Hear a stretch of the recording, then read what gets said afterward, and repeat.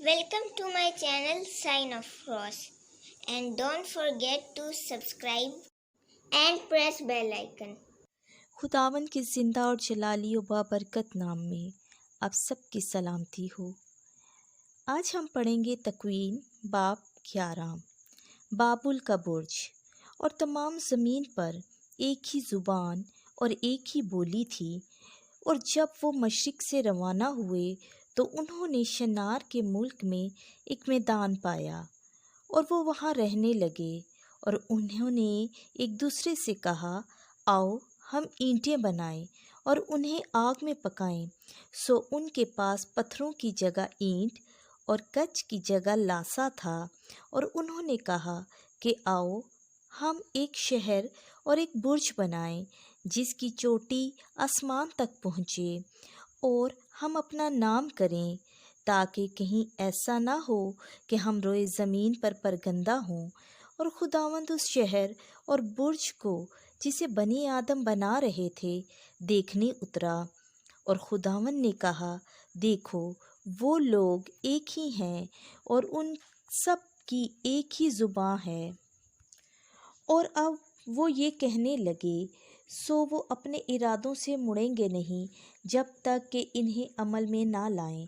आओ हम उतरें और वहाँ उनकी ज़ुबान में इख्तलाफ डालें, ताकि वो एक दूसरे की बात ना समझ सकें। और खुदावन ने उन्हें उस जगह से तमाम ज़मीन पर परगंदा किया, और वो शहर बनाने के से रुक गए। इसलिए उसका नाम बाबुल हुआ, क्योंकि वहाँ खुदावन ने सारी ज़मीन की ज़ुबान में इख्तलाफ डाला। और वहाँ से खुदावन ने उन्हें तमाम रोए ज़मीन पर परगंदा किया। साम का नस्बनामा। साम का नस्बनामा ये है, साम 100 बरस का था कि तूफ़ान के 2 बरस बाद उससे अरफकशत पैदा हुआ। और अरफकशत की पैदाइश के बाद साम 500 बरस जीता रहा, और उससे बेटे और बेटियां पैदा हुईं। और अरफकशत 45 बरस का था जब उससे शाले पैदा हुआ।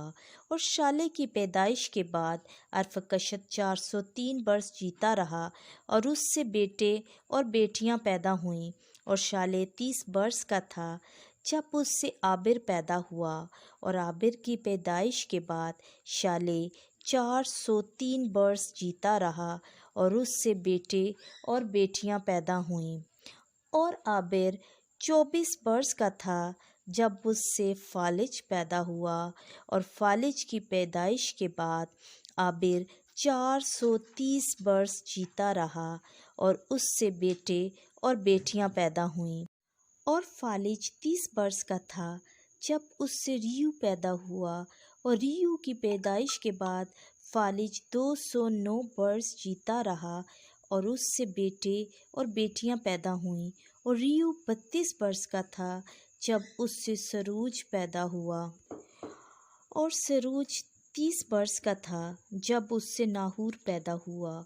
और नाहूर की पैदाइश के बाद सरूज 200 बरस जीता रहा, और उससे बेटे और बेटियां पैदा हुईं।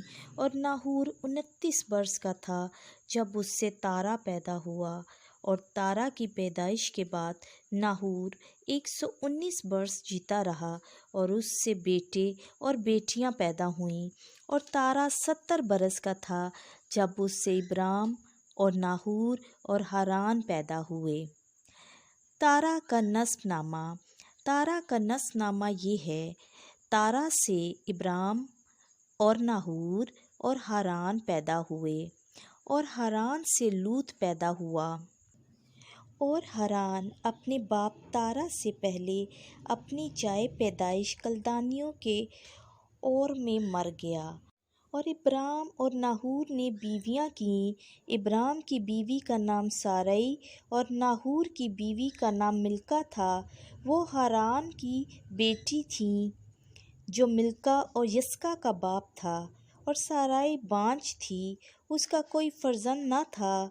اور تارا نے اپنے بیٹے ابرام اور اپنے بیٹے ہاران کے بیٹے لوط اور اپنی بہو سارائی اور اپنے بیٹے ابرام کی بیوی کو لیا اور ان کے ساتھ کلدینیوں کے اور سے روانہ ہوا تاکہ کنعان کے ملک میں جائے اور ہاران تک آئے اور وہاں رہنے لگے۔